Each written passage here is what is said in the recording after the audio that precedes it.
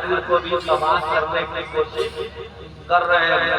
एक शर्ता रुकू में किया है, वो बोलो रमजान खत्म है अभी तरावी नहीं हो रही, उसको जरा भाई साहब खैरियत से है या खैरियत के लिए इन्विटेशन कार्ड भेजना पड़ेगा। जितने नौजवान इधर उधर हो सब खड़े हो जाओ, मेरे सामने आओ। भाई साहब आपसे अलग से नहीं करना पड़ेगा, और रुमाल वाले चचा आप भी खड़े हो जाइए। आइए सुभान अल्लाह। आप लोग बॉन्डिंग के बाहर क्यों है? आपको किसी चीज का खतरा है? अंदर घुसिए। जो कौम मजबूती के साथ रहती है उस कौम पर कभी हमला नहीं होगा। बेशक बेशक बात समझ रहे हैं? आप लोगों के पास नौजवान टोपी तो है नहीं, 17-18 हजार का तो गले में जंजीर पहना ही होगा। अब तो भिखमंगी की हद भी हो गई, बेटी वाला गाना भी देता और साथ में जंजीर भी मांगता। पहले के जमाने में जंजीर में क्या पौधा था वो तो आप लोग समझ रहे हैं। अब क्या पौधा है ये भी आप समझ रहे हैं। खैरियत चाहते हैं तो आप लोग गरीब हो जाइए। इसलिए कि वो जात जिसने इस राज्य में अपना पसीना और अपना खून बढ़ाकर सुन्नियत को बचाया है, बेशक बेशक हमें उनसे कोई कीना नहीं है। हमारी जमात का वो बड़ा मुतहर्रिक आलिम है जिसने नजदियों की भीड़ में रजा का कलम और रजा की फिक्र लेकर कहा था, हाथ हो जाए नमाज से बोले आप। इसलिए कि आप लोग जब तक आगे नहीं बढ़िएगा, खाली नमाज में बढ़िएगा, जनाजा में तो पीछे रहते ही। इसीलिए तो कफन वाला कपड़ा आपको लोग दे रहा है। क्या चाहते हैं? हजरत आ गए, अब जलसे में रूहानियत भी है और फैजानियत भी है। फैजान उनका बरस रहा है, रूहानियत इनकी बरस रही है।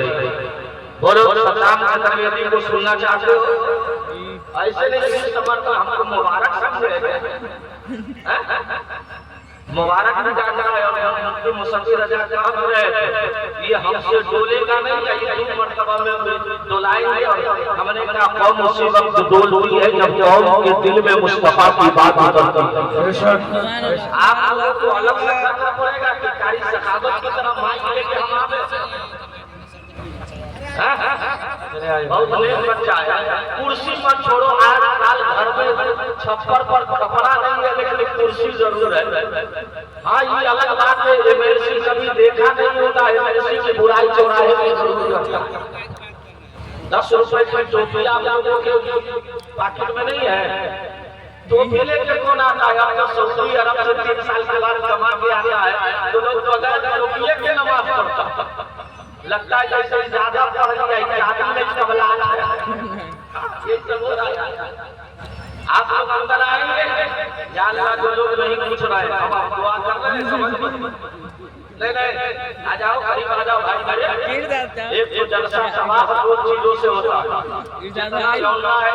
घूम करके कचड़ी की दुकान है सबको तबाह करता है, और दूसरी तबाही औरत ये आएगी जलसा कम सुनेगी और फीता के चक्कर में ज्यादा पड़ी रहती है। हाँ, और ज्यादा और परेशान में घर में रहती है तो शौहर के करीब सज सवर के रहनी चाहिए। तो घर में सबसे पुराना कपड़ा और जलसे में आए लिए पाउडर दे पाओ, तबाही की हद हो गई। आप लोग आगे आएंगे ऐसा बात बता रहा हूँ, बड़े खूबसूरत आ जाएंगे। अरे आजकल लोग खूबसूरत बनने के लिए क्रीम का क्रीम इस्तेमाल कर रहे हैं। और अल्लामा मुफ्ती असलमुल कादरी को देखिए नमाज पढ़ते जा रहे, चेहरे पे नूर आता जा रहा है। अब जरा एक बार पूरा मरना उस रसूल की बारगाह में, क्योंकि आज का जो नकीब है उम्र के लिहाज से अभी मैं रूम में था तो किसी ने कहा हम पहली बार नाम सुने हैं, तो हमने कहा हो सकता है अगर किताब आप नहीं पढ़े तो हारून रशीद कौन बादशाह है आप पहली बार सुनिएगा। तीनों कुर्सी कहाँ जाएगा? जाएंगे एगो है दुकान लेके चलो। दूसरी तरफ खतीब अहले सुन्नत हमारी जमात का बड़ा मुतहर्रिक खतीब अफाद जिसकी तकरीरें जली हरफों से लिखने के काबिल है, लेकिन 100% आज जो दिखता है वही। अरे बोले भाई जो दिखता है वही ना ऐसा नहीं है, कभी कभी नहीं दिखने वाला भी बड़ा ब्रांडेड दिखता है। हजरत अल्लामा कारी रज़ाउल्लाह साहब हाफिज़ हदीस कसीरा, मैं उस जमाने से इसको जानता हूँ जब ये के लिए मकतब हुआ करते थे, वो भी मेंबर पर है। इन लोगों का ये उलमा मेरे सर के ताज है। मुझे यकीन है हर आदमी अपने घर के बच्चों को नवाजना जानता है। ये अलग बात है कि हम अपनी चाय जैसी करके चले जाए, सुबह में होटल पे जरूर कहेंगे कुछ नहीं बोला, ये चले, ये तो हम जान रखते हैं। 15-16 साल से हम हजरत को उस वक्त से जान रहे हैं, और मैं किताब पढ़ा तकरीबन हजरत की आधी दाढ़ी सफेद और आधी दाढ़ी काली, मैं उस वक्त से खिताब कर रहा हूं, और अल्लाह का करम है इनकी तवज्जो रहती है।